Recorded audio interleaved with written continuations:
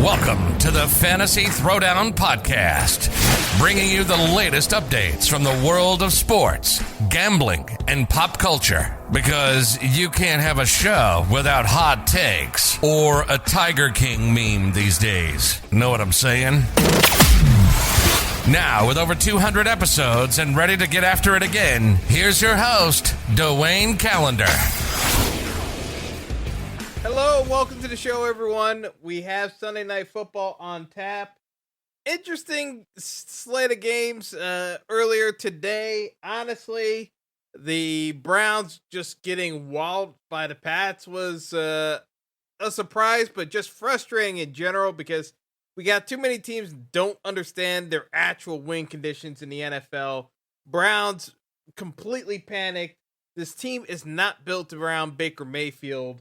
And yet they continue to ignore the running game, which always produces for them, but they don't give it opportunities. It's mind-numbingly frustrating how idiotic these teams operate, but it is what it is.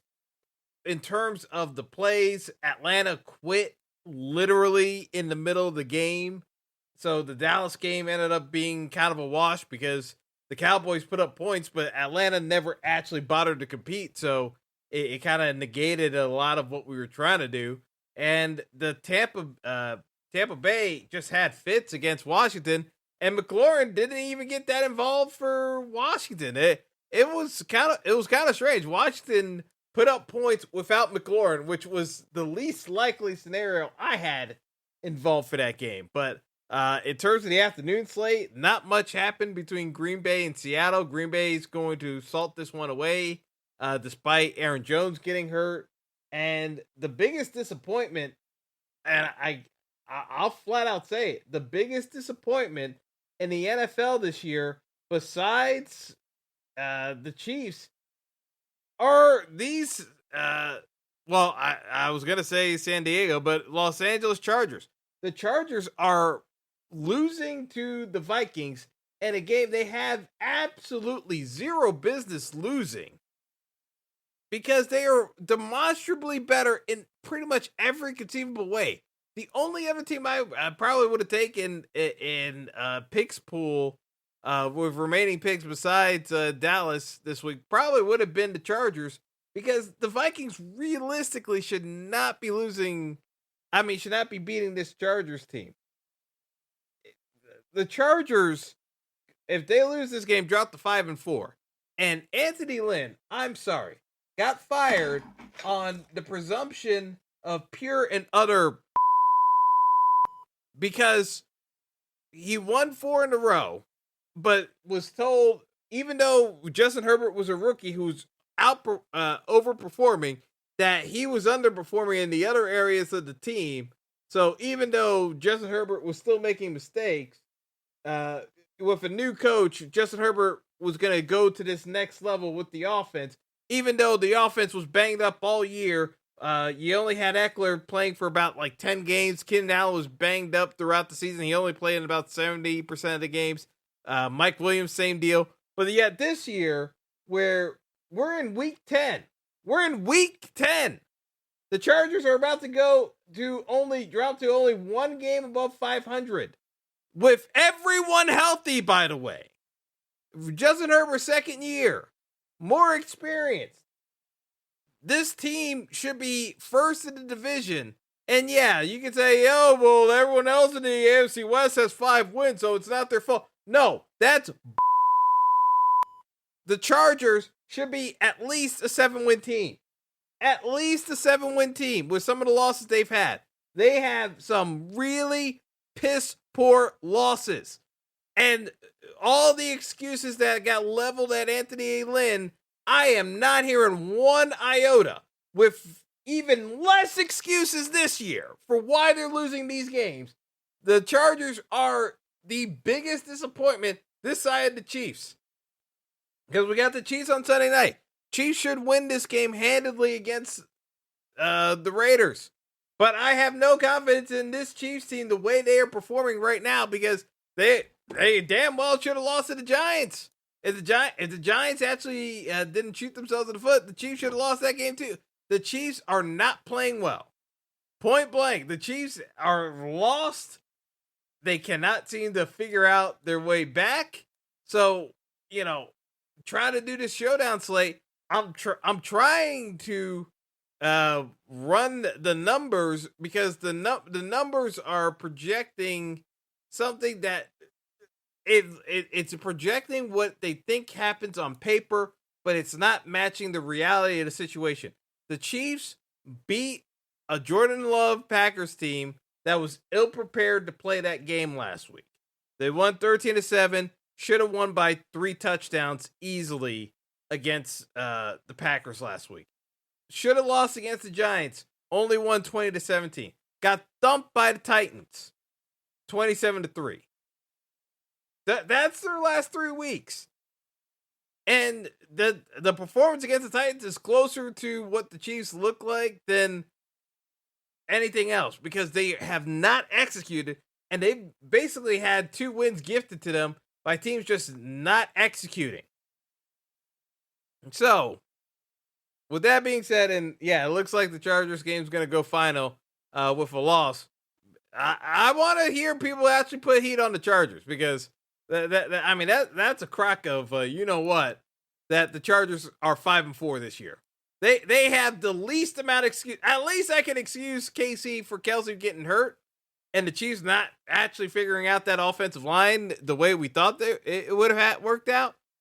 But like, this is bad. But realistically, if we're looking at optimals and crunching numbers from the computers, what they're saying basically is Darrell Williams makes the most sense as a captain on DraftKings tonight. Chiefs run game. You use Tyreek Hill, and then you have Patrick Mahomes and Derek Carr, and then you kind of mix and match players from there. But a lot of Darrell Williams and a lot of Tyreek Hill. Okay. Here's the problem with this. And this is the way I look at it. We know the Raiders suck against the run. The Chiefs, even with, and I'm going through the game logs. If we look through the game logs with, because it's obviously it's going to be a small sample size because Darrell Williams did not really. I mean, he was the backup and then got the carries. The issue with Darrell Williams. Here's the last 4 weeks with actually 5 weeks.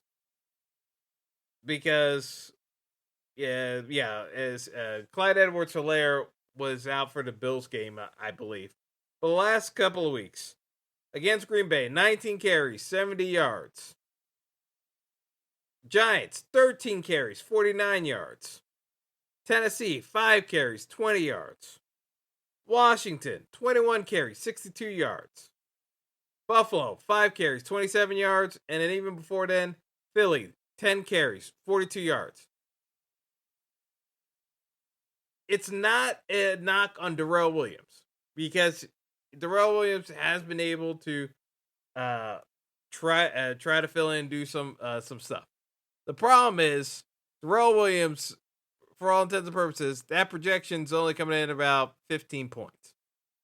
And on DraftKings, I mean, I don't see how that really moves the needle, to be honest. With a couple of catches, some runs, I just don't think 15 points in the captain is really what's going to dictate this slate. To me, it's someone who has the potential of getting in the end zone and getting it done that way. And from my perspective, just looking at these games, it's one of those situations where I kind of look at this and say that we probably have to go a little bit further off the reservation than normal, but I would look at this this game as more of a textbook case of not having the horses, but finding ways of getting different. Because to me, Darrell Williams, nice enough player, but I can't see any way of Darrell Williams winning the captain unless he falls in the end zone twice, which could happen, But that's not how the Chiefs games have been running. Like, they have not had those really short yardage, and when they've gotten to short yardage, it hasn't been Darrell Williams getting the carries. It's been Derek Gore, and Derek Gore is 1K on DraftKings. Like, this is why I'm saying the projections are just not doing it for me tonight, because Derek Gore is only being projected for about 3 or 4 points. Derek Gore, he's either getting a touchdown or he's busting. To me, that projection really should be double. So what I'm going to do is I'm going to say the Chiefs do get a rushing touchdown. It's going to Derek Gore.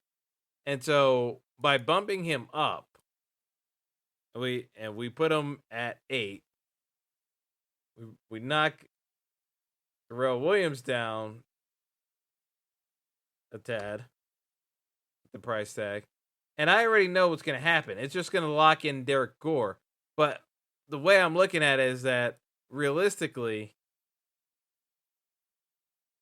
like, the Darrell Williams play, I don't like. It's backing in that he's going to get these rushing props, and I just don't see it. I don't see him getting the goal line work to make that make sense. So if I bump up Derek Gore at 1K and I rerun the numbers, and sometimes you gotta like kind of look at it from the perspective of how you think a game script will go, because to me it just doesn't make sense trying to force something that just doesn't seem likely. When I do it this way, I get Derek Gore in the captain. Yes, he doesn't have you gotta hope for him to fall in the end zone, yes. But if I do it this way, I can get Mahomes and Carr.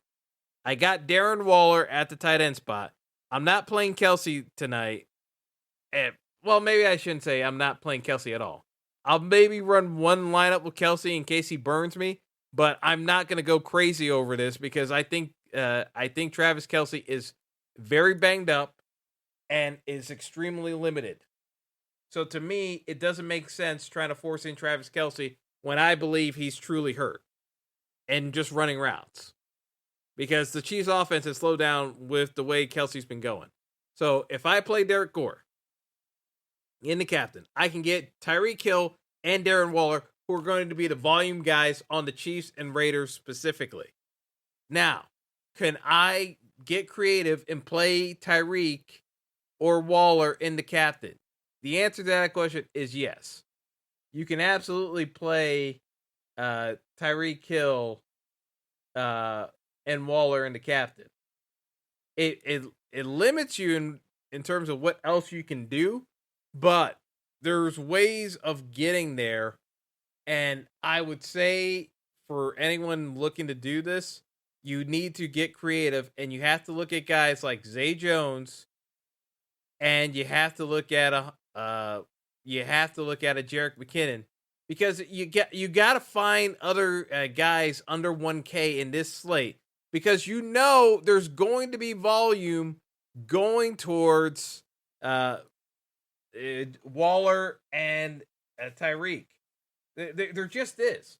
So if Waller is going to be in the mix, and I believe he will be, you got to be able to find a way of getting him in there along with Tyreek.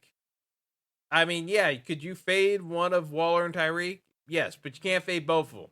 I don't believe in fading both Waller and Tyreek Hill tonight. I just think you're asking for trouble when you go down a pathway like that. It just, to me, there's just there's no point to it. I just think you're putting yourself in a position to fail when you make roster decisions along those decision points, in my opinion. So the way I'm looking at this is I'm probably going to play Waller, Tyreek, as my captains, have Derek Gore as a captain as well. Can I play Patrick Mahomes in the captain? Yes. I'm never going to say not play Patrick Mahomes. But what I am saying is you probably should be considering a Derek Gore for goal line work for the Chiefs as a scenario to get in the end zone. And if Gore gets in the end zone, your lineup's golden. If he busts, he busts. But Gore, again, is only costing you 1K. A 1K guy getting you a 0 is not the end of the world because it still gives you the opportunity to afford some of these other pieces in the captain that can get there. Now, a 0 from your captain spot, yeah, that will hurt you. I won't, I won't argue with you there. If you get a 0 from your captain, you're done. But what I am saying is, from a roster construction standpoint, if we're playing we're playing to try to win the GPP, you got to get a little more creative in terms of how you're setting up the builds. And I just look at it from the standpoint of having Derek Gore in there, hope he falls into the end zone, and you can play a number of guys. You can even fade Patrick Mahomes if you want. I wouldn't necessarily do it, but you can fade Patrick Mahomes and factor in the Raiders passing game and still keep Tyreek killing Derek Gore and do it that way. It's not the craziest thing in the world. I'm just gonna leave it at that. It's not the craziest thing in the world to look at the Raiders passing game, knowing how bad the Chiefs operate in the secondary. So you can even go with a Derek Carr captain build. The problem with doing the Derek Carr captain build, Hunter Renfrow is priced up at 8,400, and if Hunter, like, to me, it's one of those where you kind of look at it and say, if I'm playing Derek Carr captain, who are the pass catchers? Like, is Zay Jones going to get enough volume to make it worthwhile? No, he's just not. So I need a Zay Jones. I got to factor in Hunter Renfrow. And it's like, where else am I getting the run back for the Chiefs? It was like, there's just not a whole lot there, in my opinion. So to me, I like bumping up the projections to get more exposure to the Chiefs. But the way I'm going to do it is I'm going to have Derek Gore in there. I'll have some Zay Jones as well. Jerick McKinnon also in the mix because he's also he's also 1K or less. But just trying to, because a lot of people are just going to play Patrick Mahomes. They're going to play Tyreek in the captain, and that's going to be the end of it. I think you have to get a little bit more creative with your builds, and that's where I'm looking primarily to focus on this slate, because to me, just going vanilla Chiefs or Raiders build and not playing multiple 1K or less guys, I just think that's the wrong way to go tonight. I think you're going to get volume from these cheaper guys that will have production close enough to some of these guys in the 7 and 8K range, and that's the difference in the slate, because you're going to have to get the captain right, but you need to have the cheap guys right too. The only other way that it works is if it gets spread out completely, then you need Derek Gore in the captain, because if it gets spread out all around, you need everyone in your build, and the only way you're getting everyone in build is if you have a cheap captain to slam everyone in there, and that's why you can do Gore in the captain and fit in Waller and Hill, and then take your pick of some of the other main pieces for the Chiefs and the Raiders to get you across the finish line. I'm just saying, you can disagree and like kind of go in different directions, but I think at the end of the day, some of these builds, it's only going to work if you're getting the right setup. And I think at the end of the day, I still think if you're playing a quarterback and the captain, you should have 2 pass catchers. It just makes way more sense from a roster construction standpoint doing it in that fashion. So to me, Mahomes not having 2 pass catchers, it just doesn't work as well roster construction wise. And if, like I said, because I'm not really playing that much Kelsey, and you can't really fit Kelsey and Hill in together, it just makes it hard to play a quarterback in the captain spot tonight. And I'm not sold on the volume and production from the quarterback spot really being there with these teams struggling. I think they're going to run the ball a lot too. So to me, that's why it also makes sense. Yeah, having Jacobs and Darrell Williams makes sense, but I think the backup running backs are going to get flow too. And if one of them falls into the end zone, so Kenyon Drake is also in play because Kenyon Drake has also gotten red zone carries and goal line carries. It's not crazy to be playing Kenyon Drake over Josh Jacobs either.